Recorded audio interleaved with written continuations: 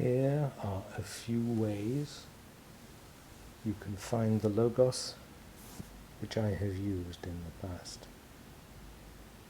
The first thing is, how do you know it is the Logos? You should ask yourself if it is not something else in disguise or even pure illusion. A clue arises from the awareness of our total powerlessness before fate. When we are being ground down by circumstances which we have tried our utmost to avoid and we cannot overcome, the awareness of our powerlessness is an essential element for this, because then we realize that our viewpoints can and must change. We can therefore find the Logos when in suicidal despair we carry out an introspective search. There we find the Logos as a force which bears our pain for us, at least to some extent, and enables us to continue even when we thought it was no longer something we had the strength to do. The second way we can find the Logos is in the exercise of thinking concentration, in the light, the living light that shines down from above into our hearts, even in the darkest night, when all is covered by cloud. That light shines into our hearts. Once we have recognized that light, we will be able to see through the exercise of pure perception that even passers-by in the streets below where we are bear a heart of light inside them. And this should give us an appropriate attitude of reverence towards even total strangers, for they too, whether they know it or whether they are deeply unconscious of it, bear the Logos within them.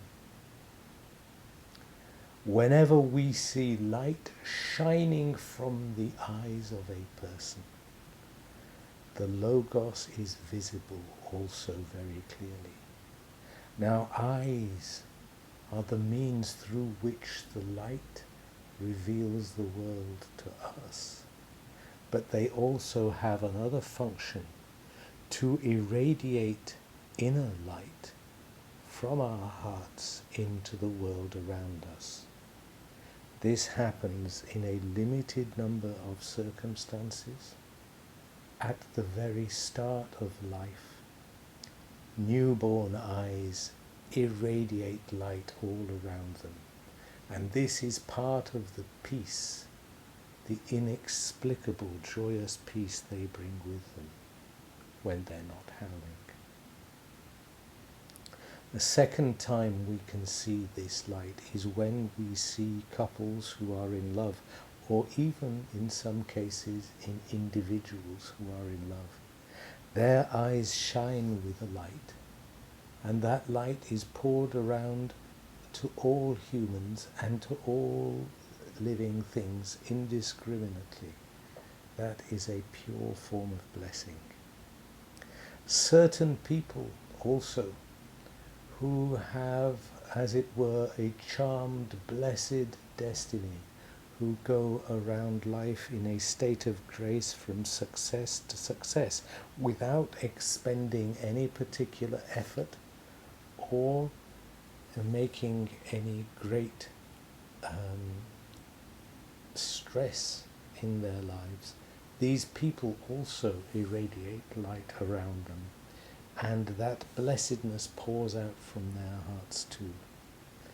Also, At the end of the lives of certain elderly people who have tried to live ethically, there also is a light that can shine from their eyes, and this is typically expressed when they are asked to recount the stories that they have lived through in their lives, and then once again they pour out light from their eyes into the surroundings around them.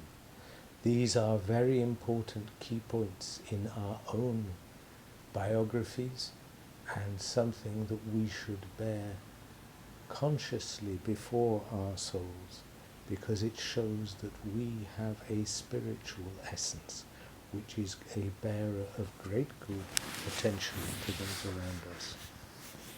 And this also applies, as I say, to the blessed in a state of grace. You can see the light in the eyes of your beloved, in the eyes of those who have been blessed with visions. Such people are rare, but they do exist. You will find them in certain priests or in certain young people come totally away from churches. In the light that shines at midnight on cloudy nights. And there is also light to be found in each and every mouthful of food or drink that we take in, ever since the event of Golgotha transformed the nature of physical matter into a potential vehicle for the Logos for us to take on. And also, this can occur via pure perception, even on things as remote as a hillside with a single tree upon it, or the mountains with the snow, or the sea. Even things where there is almost no living being, but just rock and snow and ice. Here, pure perception too can help us to find the Logos.